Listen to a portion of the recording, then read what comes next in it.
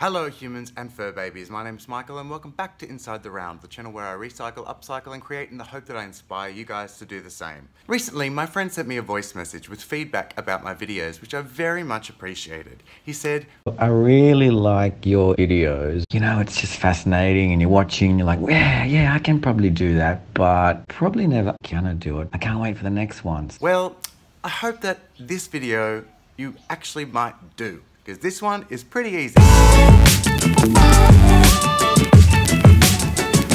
bit of a heads up about this video. I've never filmed a mirror before, and in filming this, I realized that there's definitely tricks to it, but when you're a solo cameraman and you don't really have many options, this is what you end up with. So you will see a lot of nostril shots and ceiling shots, but the end result is worth persevering with.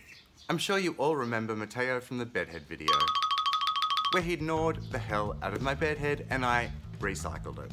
He did the same to this mirror as it was hanging in the garden, and he kept trying to attack the dog that was looking at him funny. Henceforth, he ruined the crap out of the frame. But that's good. Now we have a project to do. Thank you again, Matteo. I started by carefully taking out the glass.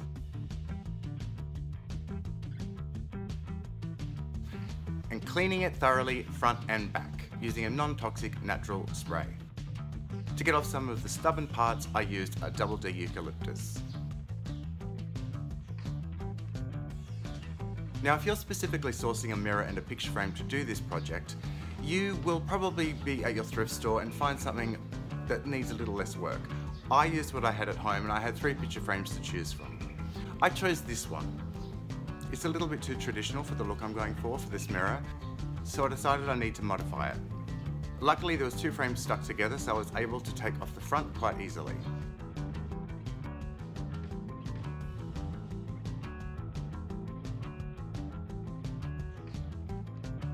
After removing the front of the frame, there was still a bit of a curve in it, so I wanted to plane off the rest of it and smooth it out to get a more modern finish.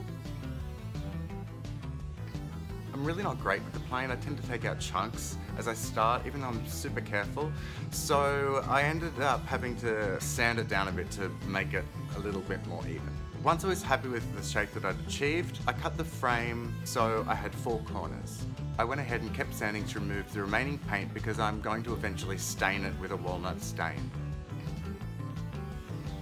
As the majority of the mirror is going to be frameless, I need to give some support to the back of the mirror. So I had some leftover plywood that I just cut to size of the mirror, trimmed it off, sanded it, and stained it with the walnut paint that I'm going to be staining the corners with.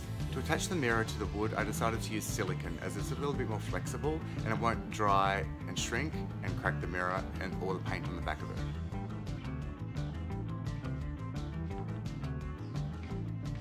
These buggers came up a little bit too shiny for my liking, so I'm just going to get some fine grip sandpaper and take the edge off a little bit.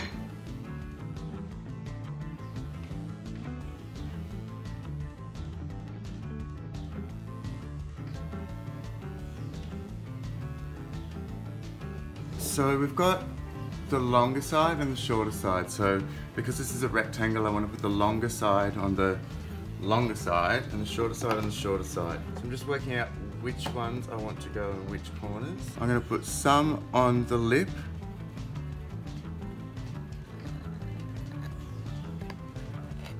some on the edge.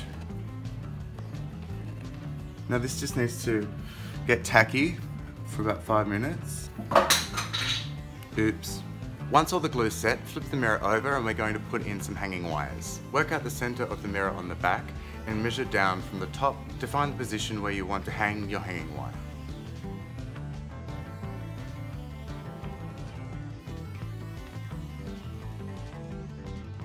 Give the wire a tug to make sure the screws are secure, and we're ready to hang.